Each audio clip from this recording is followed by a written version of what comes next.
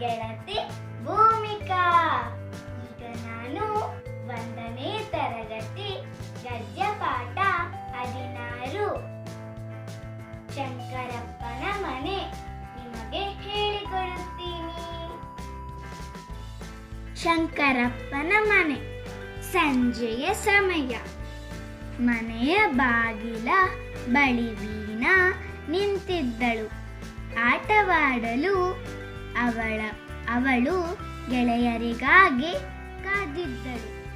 ಆಗ ಮಹಾದೇವ ಅವರು ಮನೆಗೆ ಬಂದರು. ಮಹಾದೇವ ಅವರನ್ನು ನೋಡಿದ ವೀಣಾ ಸಂತಸಗೊಂಡಳು. ಬನ್ನಿ ಚಿಕ್ಕಪ್ಪ ಬನ್ನಿ ಎಂದು ಮನೆಯ ಒಳಗೆ ಕರೆದುಕೊಂಡು ಹೋದಳು. ಕುಳಿತುಕೊಳ್ಳಲು ಹೇಳಿದಳು. ಕುಡಿಯಲು ನೀರು ತಂದುಕೊಟ್ಟಳು.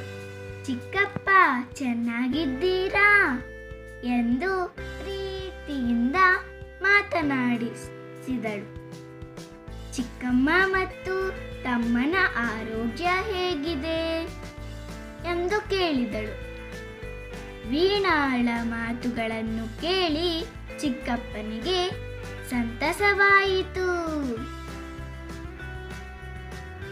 ಮಹಾದೇವ ಅವರು ಅಣ್ಣ ಶಂಕರಪ್ಪನವರನ್ನು ಗೃಹ ಪ್ರವೇಶಕ್ಕೆ ಆಮಂತ್ರಿಸಿದರು. ಸ್ವಲ್ಪ ಹೊತ್ತು ಅಲ್ಲೇ ಇದ್ದು ಆ ನಂತರ ತಮ್ಮ ಮನೆಗೆ ಹೊರಡಲು ಸಿದ್ಧರಾಗಿದ್ದರು. ವೀಣಾ ಚಿಕ್ಕಪ್ಪನಿಗೆ ನಿಮ್ಮ ನಮಸ್ಕಾರ ಮಾಡಿದಳು.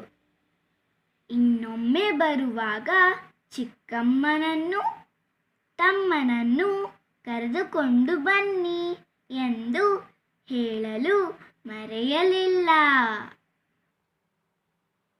ನಾವು ಸದಾ ದೊಡ್ಡವರಿಗೆ ಗೌರವ ಕೊಡಬೇಕು.